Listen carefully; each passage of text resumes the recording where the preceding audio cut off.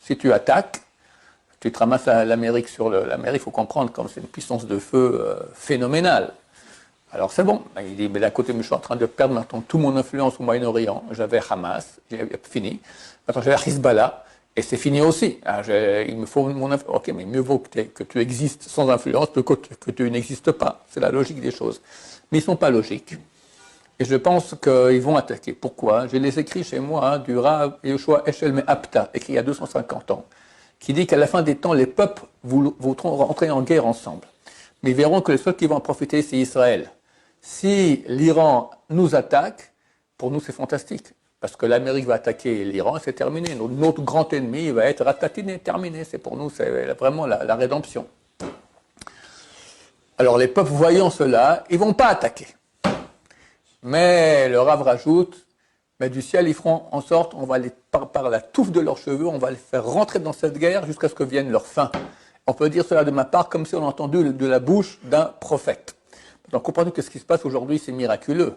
L'Amérique ne veut pas, qu'on anéantisse le Hamas, ne veut pas qu'on anéantisse le Hezbollah. C'est la méthode mieux divisée pour régner, et ne veut pas de guerre.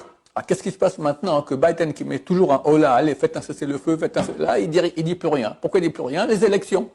Parce que il est très proche avec Biden, avec Trump, d'accord? Et le critère de victoire ou pas, ça va être l'électorat juif. Donc Biden sait que pour pas perdre l'électorat juif, il doit être pro-Israël. Très bien, allez-y, je suis très content que vous ayez tué Nasrallah, allez, je vous donne encore 8 milliards de dollars.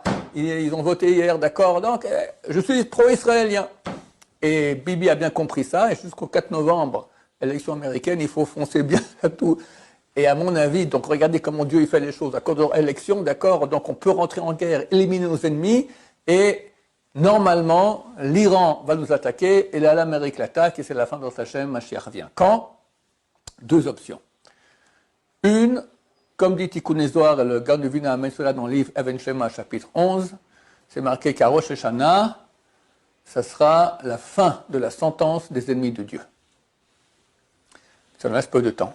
Ça peut aller très vite. Il faut comprendre que si l'Iran attaque aujourd'hui ou demain, donc après-demain, l'Amérique attaque, après-après-demain, on est déjà en fait, c'est la Russie, la Chine, tout ça, ça ne va pas durer des années et des années. Option 1. Option 2. Le Zohar, ce même Zohar qui a dit que le 25 Elul, qui tombera un Shabbat, va mourir ce dirigeant romain, il dit, dès ce moment, il y aura 60 jours de guerre dans le monde entier.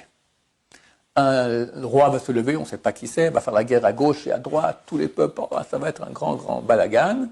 Et après 70 jours, tremblement de terre à Jérusalem, une grotte s'ouvre, de quelle sort un feu, c'est toutes des notions kabbalistiques, la malchoute, comme ça les commentateurs expliquent, et Mashiach se dévoile. Ça nous ferait environ vers le 5 qui se lève.